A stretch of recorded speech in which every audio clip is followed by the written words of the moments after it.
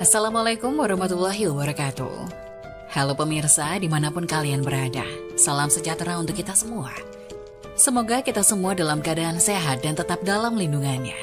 Kali ini saya akan membawakan cerita inspiratif dan menarik yang sayang untuk dilewatkan. Semoga kisah ini bisa memberikan manfaat dan pelajaran untuk kita semua.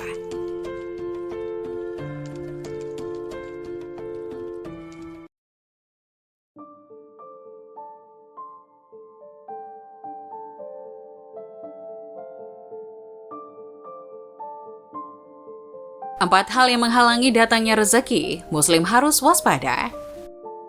Muslim harus waspada dengan hal ini jika tak mau kerja kerasnya berujung sia-sia.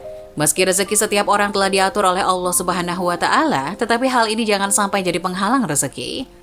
Rezeki bukan hanya diberikan kepada mereka yang beriman saja, namun juga diberikan bagi manusia yang selalu lalai dan mengingkarinya. Karena tidak semua rezeki yang diperoleh seseorang itu tergolong baik. Lantas apa sajakah hal yang bisa menjadi penghalang rezeki seseorang? 4 hal yang menghalangi rezeki seseorang. 1. Berbuat dosa.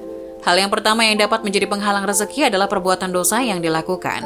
Dalam sebuah hadis Nabi Muhammad SAW bersabda, sesungguhnya seorang hamba akan terhalang dari rezekinya disebabkan dosa-dosa yang diperbuatnya. Hadis riwayat Ahmad. Walaupun seseorang telah berusaha sebaik mungkin, namun ia masih berbuat dosa, hal ini bisa menjadi penghalang rezeki. Baik itu dosa dalam pekerjaan seperti korupsi, menipu, mencuri, maupun dosa di luar pekerjaan seperti berzina, minum khamar, judi, dan lain sebagainya. 2. Tidur pagi. Hal selanjutnya yang juga dapat menghambat rezeki adalah tidur di waktu pagi. Meski terdengar sepele namun harus dihindari jika tak mau kerja kerasmu berujung sia-sia. Dalam buku Dongkrak Rezeki karya Deddy Kurniawan, tidur pagi dapat menghambat rezeki seseorang. Hal ini sejalan dengan hadis Rasulullah yang berbunyi, tidur pagi itu menghalangi datangnya rezeki. Hadis riwayat Ahmad dan Baihaqi.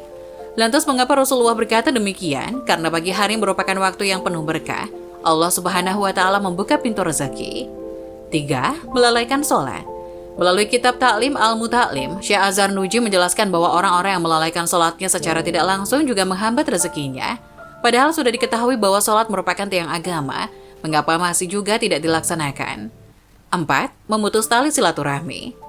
Dalam buku Bila Rezekimu Sempit, inilah penyebabnya, karangan Firdaus Aden, dijelaskan bahwa memutus tali silaturahmi bisa menjadi faktor terhalangnya rezeki seseorang. Bahkan dalam sebuah hadis, Rasulullah SAW menjelaskan terkait ancaman bagi mereka yang memutus tali silaturahmi.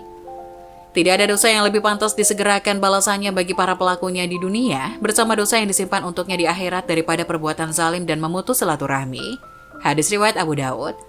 Sebagai umat manusia, seharusnya senantiasa menjaga silaturahmi agar rezeki dapat lebih mudah masuk tanpa adanya penghalang. Hal ini juga dikatakan oleh Nabi Muhammad dalam hadis yang diriwayatkan Muslim. Barang siapa yang ingin diluaskan rezekinya atau dikenang bekasnya atau perjuangan atau jasanya, maka hendaklah ia menghubungkan silaturahmi. Hadis riwayat Muslim. Lantas amalan apa saja yang mampu membuka pintu rezeki? Simak penjelasannya berikut ini. Dalam agama Islam, umat muslim diajarkan untuk mencari rezeki yang halal dan berkah. Ini dijelaskan dalam surat Al-Baqarah ayat 168 yang berbunyi, hai sekalian manusia, makanlah yang halal lagi baik dari apa yang terdapat di bumi dan janganlah kamu mengikuti langkah-langkah setan. Karena sesungguhnya, setan itu adalah musuh yang nyata bagimu.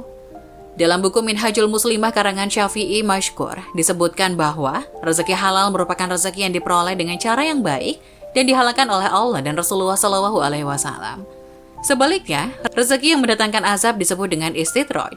Istidraj sendiri telah dijelaskan oleh Allah dalam Al-Quran, yaitu pada surah Al-Qalam ayat 44. Biarkan aku bersama orang-orang yang mendustakan perkataan ini, kelak akan kami biarkan mereka berangsur-angsur menuju kebinasaan dari arah yang tidak mereka ketahui. Dijelaskan dalam buku Tasawuf Ahlaki, ilmu tasawuf yang berkonsentrasi dalam perbaikan akhlak, Firdaus Aden menuturkan bahwa pemilik istidraj umumnya selalu merasa bahagia meski diterpa berbagai kejadian aneh. Mereka mengira rezeki yang didapatkan karena dirinya berhak. Tak jarang orang-orang pemilik istidraj akan bersikap angkuh, merendahkan sesama, dan ingkar dari Allah Subhanahu wa Ta'ala. Itulah hal yang dapat menjadi penghalang rezeki seseorang dan juga amalan pembuka rezeki. Semoga bermanfaat. 7 ruangan rumah yang jadi tempat favorit jin bersemayam, disertai solusi pencegahannya. Tahukah kamu, jika beberapa jenis ruangan rumah ini ternyata merupakan tempat favorit jin bersemayam? Ternyata tidak hanya dirimu dan anggota keluargamu saja yang tinggal di rumah. Seringkali jin dan setan akan ikut tinggal di rumahmu, terutama bila kamu memiliki ruangan yang disenangi oleh jin. Penasaran dengan ruangan rumah mana yang paling disenangi oleh jin? Simak jenis-jenis ruangan rumah favorit jin dan cara untuk mencegah jin tinggal di rumahmu di sini. Ruangan rumah favorit jin bersemayam. 1. Kamar mandi. Kamar mandi atau toilet adalah salah satu tempat yang paling disenangi jin. Oleh karena itu Muhammad SAW menganjurkan membaca doa masuk kamar mandi untuk memohon perlindungan Allah. Sebelum mulai memasuki ruangan ini, baca doa kamar mandi untuk mendapatkan perlindungan dari jin pria dan jin wanita di kamar mandi. 2. Lubang saluran air. Lubang saluran air yang berada di dapur atau kamar mandi juga merupakan tempat bersemayam jin di rumah. Konon katanya kaum wanita yang tidak menyebut asma Allah saat buang air panas ke lubang saluran air dapat mendapatkan kutukan dari setan. Setan tersebut kemudian akan melakukan balas dendam pada seluruh pemilik rumah. 3. Ruangan kosong di rumah. Berhati-hatilah jika kamu membiarkan salah satu kamar di rumahmu dalam keadaan kosong tanpa aktivitas. Kamar yang kosong dari aktivitas seperti tidur atau berzikir kepada Allah adalah tempat yang paling disenangi oleh jin dan setan. Jika kamarmu di rumah kosong, setan akan tidur tepat di atas tempat tidurmu dan mengisi kamar kosong tersebut. 4. Di atas tempat tidur. Setiap tempat tidur yang ditinggalkan atau dibiarkan kosong akan selalu ditiduri oleh setan. Menurut buku Akamul Marjan fi Ahkamil Jaan, tidak ada satu kasur yang tergelar di dalam satu rumah yang tidak ditiduri oleh manusia kecuali setan akan tidur di atas kasur tersebut. Tempat tidur ini juga berlaku pada kasur yang selama ini kita gunakan.